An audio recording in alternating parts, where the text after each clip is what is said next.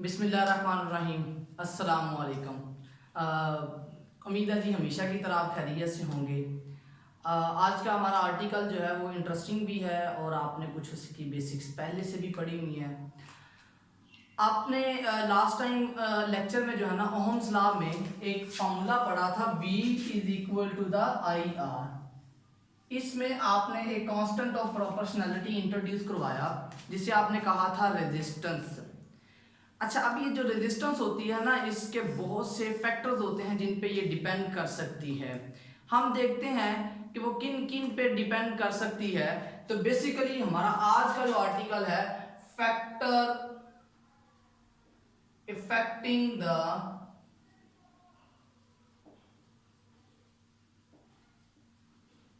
Resistance, और यहां से हमें जो रिजल्ट मिलेगा ना उसको हम कहते हैं रेजिस्टिविटी। ये बेसिकली हमारा आज का आर्टिकल है। इस आर्टिकल को शुरू करते हैं। सबसे पहले हम रेजिस्टेंस से ही स्टार्ट करते हैं। कहता है कि रेजिस्टेंस जो होती है ना वायर की, वो डायरेक्टली प्रोपोर्शनल होती है लेंथ की। आप जितनी ज्यादा लेंथ बढ़ाते जाएंगे ना, चार्जेस को फ्लो करते हुए उतनी ही परेशानी ज्यादा होगी, या उतनी ही ऑब्स्टेकल्स जो है वो आपके चार्जेस को ज्यादा फेस करनी पड़ सकती हैं। एक बात ये होगी। सेकेंडली अगर हम बात करते हैं, कहता है रेजिस्टेंस जो है वो इनवर्सली प्रोपोर्शनल है एरिया की। What does it mean? आपके पास एक वायर है, उसका एरिया कम है, बेसिकली उसका सरफेस एरिया कम होगा। तो चार्जेस चूंकि सरफेस से फ्लो करते हैं, अगर आपका एरिया कम है तो कम चार्जेस फ्लो करेंगे, इट मींस रेजिस्टेंस ज्यादा होगी। लेकिन अगर हम एरिया बढ़ा देते हैं, ये मोटी वायर ले लेते हैं, तो इसकी आपके पास क्या होगी, चार्जेस के फ्लो करने में आसानी होगी, लिहाजा इसकी रेजिस्टेंस क्या होगी, कम होगी। अगर आप इन दो इक्वेशंस को कंबाइन करवाते हैं, you will be getting proportional to the R is proportional to L over A। इस प्रोपोर्शनैलिटी साइन को खत्म करेंगे तो यहां पर हमारे पास एक अगेन प्रोपोर्शनैलिटी कांस्टेंट आएगा जिसे हम कहते हैं रो। ये जो रो है ना, दिस रो इज रेजिस्टिविटी। अब ये रेजिस्टिविटी जो है ना, ये याद रखें, बल्क फिनोमिना शो करती है। What does it mean? Bulk phenomena से मुराद ये है कि ये रेजिस्टिविटी की वैल्यू मटेरियल डिपेंडेंट है, ये लेंथ पे या उसके एरिया पे डिपेंड नहीं करती। ठीक है, अच्छा जी, इसकी वैल्यू निकाल लेते हैं। तो R rho will be equal to the R A over L. इसमें से ये जो पैरामीटर है ना, area per unit length, basically हमें क्यूबिक की डायमेंशन मिलती है, क्यूबिक डायमेंशनल। मतलब ये लेंथ ऊपर हो या एरिया नीचे हो, एरिया ऊपर हो या लेंथ नीचे हो, ये दोनों मल्टीप्लाई हो रही हो, तो किसी भी तरह से अगर ये सॉल्व हो रही है ना, तो बेसिकली हमें क्यूब की डायमेंशंस मिलती हैं। तो यहां से हम क्या बता देते हैं कि जब इसे मेजर किया जाता है तो हम कहते हैं resistance of 1 metre cube of a substance. 1 metre cube substance की जो रेजिस्टेंस होती है उसे हम क्या कहते हैं, रेजिस्टिविटी कहते हैं। स्टूडेंट यहाँ तक जो ये आर्टिकल है ना, ये 10th क्लास में आप लोग पढ़ के आ चुके हुए हैं। अगर 10th के स्टूडेंट इस आर्टिकल को सुन रहे हैं तो उनका आर्टिकल यहाँ पर खत्म हो जाता है। अब चलते हैं जी सेकेंड ईयर की क्लास में। हमें पता है कि आपके पास जो है ना रेजिस्टेंस जो है वो और कंडक्टेंस दोनों एक दूसरे का उलट होते हैं। ठीक हो गया जी। Resistance is equal to the 1 over conductance, मतलब जितनी रेजिस्टेंस ज्यादा होगी कंडक्टेंस आपके पास उतनी ही कम होगी। और अब इसी तरह से हम बात कर लेते हैं, रेजिस्टिविटी जो है वो भी इसी तरह कंडक्टिविटी का उलट होगी। मतलब rho is equal to the 1 over sigma. तो ये वो छोटी छोटी सी एमसीक्यूज हैं जिनको जानना आपके लिए बहुत इंपॉर्टेंट है। अच्छा जी, अगर हम रेजिस्टिविटी के यूनिट की बात करें ना, तो इसका जो यूनिट होता है रेजिस्टिविटी का, वो आपके पास आ जाता है ओहम मीटर। या अगर आप इसे इंग्लिश में लिखें तो आप लिखते हैं ओहम मीटर। इसी का अगर आपने रेजिस्टिव कंडक्टिविटी का यूनिट लिखना तो आप लिखते हैं पर ओहम पर मीटर। लेकिन अक्सर बुक्स पे ना इस वर्ड को वो उल्टा कर देते हैं, मतलब इसके अल्फाज शफल कर देते हैं, MHO मोहो पर मीटर। अब ये कोई लफ्ज नहीं है, ये जस्ट जो ऊपर इनवर्स लिखा हुआ था ना, उस इनवर्स को हमने क्या किया है, उसके अल्फाज उलट दिए हैं। उसके अल्फाज को उलट देने से आपके पास ये वर्ड बन जाता है। अच्छा जी, अब बात करते हैं रेजिस्टेंस की। कहता है आपके पास जो रेजिस्टेंस होती है ना, रेजिस्टेंस डिपेंड करती है टेम्परेचर पे। कैसे टेम्परेचर पे डिपेंड करती है? कहता है कि जब आपके पास रेजिस्टेंस कब आती है, रेजिस्टेंस आती है जब चार्जेस गुजर रहे होते हैं, तो चार्जेस के रास्ते में वो एटम्स ऑब्स्टेकल्स जनरेट करते हैं। ये एटम दो ऑसिलेट कर रहे हैं इस तरह से, और इनके दरमियान से इलेक्ट्रॉन ने निकल के जाना है। ठीक हो गया जी।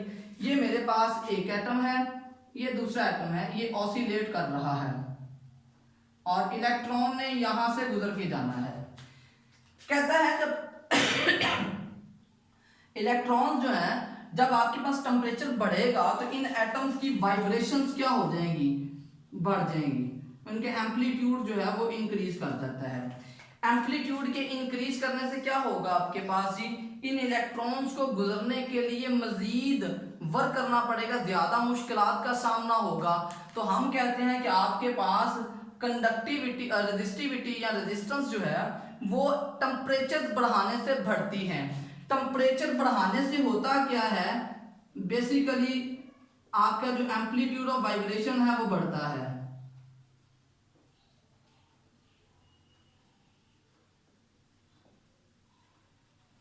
एम्पलीट्यूड ऑफ वाइब्रेशन जब इंक्रीज करता है तो हम कहते हैं कि आपके पास ये पैरामीटर जो है वो इस तरह से बढ़ जाता है। अब आगे चलते हैं जी। जब आप टेम्परेचर बढ़ाते हैं तो रेजिस्टेंस में एक चेंज आ जाती है। ये जो चेंज है ना रेजिस्टेंस की, ये डायरेक्टली प्रोपोर्शनल होती है आपकी ओरिजिनल या रेजिस्टेंस एट 0 डिग्री। आपकी ये रेजिस्टेंस आपकी रेफरेंस रेजिस्टेंस के डायरेक्टली प्रोपोर्शनल है। चेंज मैं बात कर रहा हूं चेंज की। तो जो रेजिस्टेंस में चेंज आती है, बेसिकली वो चेंज आपकी रेफरेंस रेजिस्टेंस के डायरेक्टली प्रोपोर्शनल है। इसी तरह यही जो चेंज इन रेजिस्टेंस है वो डायरेक्टली प्रोपोर्शनल होती है चेंज इन टेम्परेचर के। अगर आप इन दो इक्वेशंस को कंबाइन करवाते हैं, proportional to the R delta T, और ये प्रोपोर्शनैलिटी साइन जब खत्म होगा तो आपके पास एक यहां पर कांस्टेंट आता है जिसे हम अल्फा कहते हैं, आर नॉट डेल्टा टी, और इधर आ जाएगा R T minus R naught alpha R naught delta T. Change बेटा जब भी ली जाती है तो आप कहते हैं रेजिस्टेंस टेम्परेचर बढ़ाने के बाद, और उसमें से हमने रेफरेंस रेजिस्टेंस को क्या करना है, माइनस आउट करना है। अच्छा जी, यहां से अगर आप वैल्यू निकाल लें तो R T will be equal to the R naught plus alpha R naught delta T, और आर नॉट यहां से क्या बचेगा जी, 1 प्लस अल्फा डेल्टा टी। ये स्टूडेंट आपके पास वैल्यू आ जाती है। ठीक हो गया जी। आप R T resistance at particular temperature find कर सकते हैं अगर आपको उस मेटल का टेम्परेचर कोएफिशिएंट गिवन हो और टेम्परेचर में कितनी चेंज लेके आए हैं वो, और रेफरेंस रेजिस्टेंस तो ऑब्वियसली आपको पता होती है, ये हर एक मटेरियल के लिए वैल्यू कांस्टेंट होती है। अच्छा जी, अब इसी फार्मूले से जिसे मैंने ब्लैक सर्कल किया है, अगर आप अल्फा की वैल्यू निकालें तो वो आ जाएगी R naught R T minus R naught over R naught delta T is equal to the alpha. अच्छा जी स्टूडेंट, ये जो वैल्यू है इसको हम कहते हैं फ्रैक्शनल चेंज। क्या बोलते हैं इसको, फ्रैक्शनल चेंज। फ्रैक्शनल चेंज से क्या मुराद है, जब भी आप किसी टर्म में चेंज लेके उसकी ओरिजिनल से डिवाइड करेंगे उसे हम कहते हैं फ्रैक्शनल चेंज। यहां पर देखें रेजिस्टेंस में चेंज लाके ओरिजिनल रेजिस्टेंस से मैंने क्या किया है, डिवाइड किया है। तो इसको मैं बोल रहा हूं जी fractional change in resistance.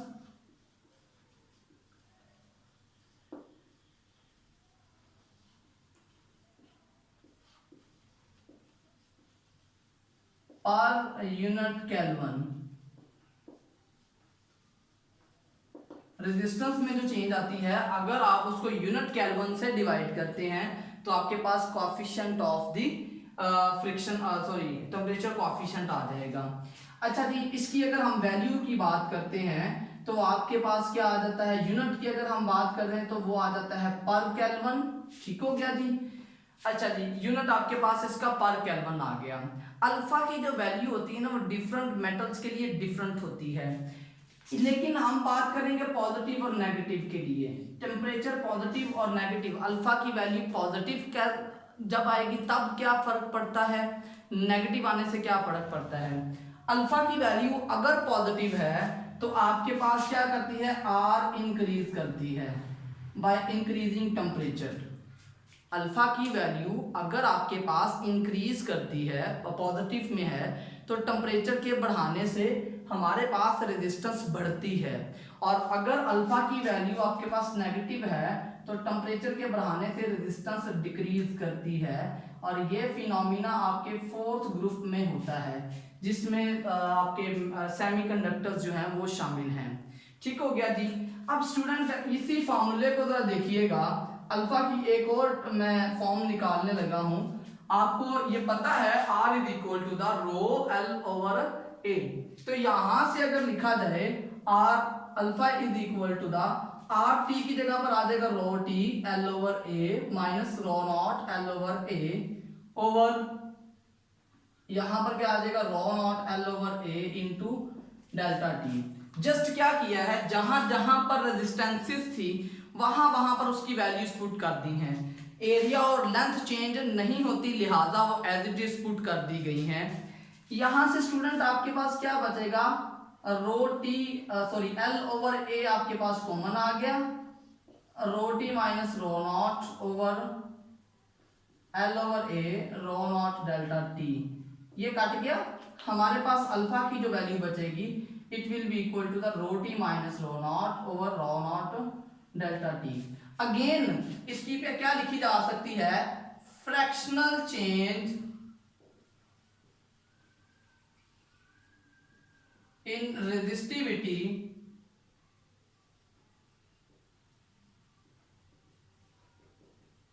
Per unit kelvin.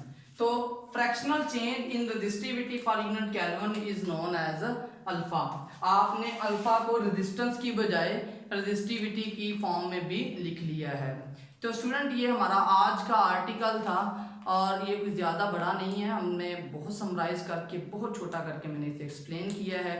उम्मीद है जी आपको ये लेक्चर समझ आया होगा और आपने इसको बड़े अच्छे तरीके से नोट कर लिया होगा और साथ लिख लिया है। ये हमारे पास पेपर में लॉन्ग क्वेश्चन आ जाता है, और क्वेश्चन होता है write the factor affecting the resistance और what is resistivity, derive its expression. So ये आपने क्वेश्चन बड़े अच्छे तरीके से समझना है और लिखना है और याद भी करना है। मेरी तरफ से अल्लाह हाफिज़, बहुत ज़्यादा ख्याल रखिएगा, तैयारी करते रहें अपना। Good bye.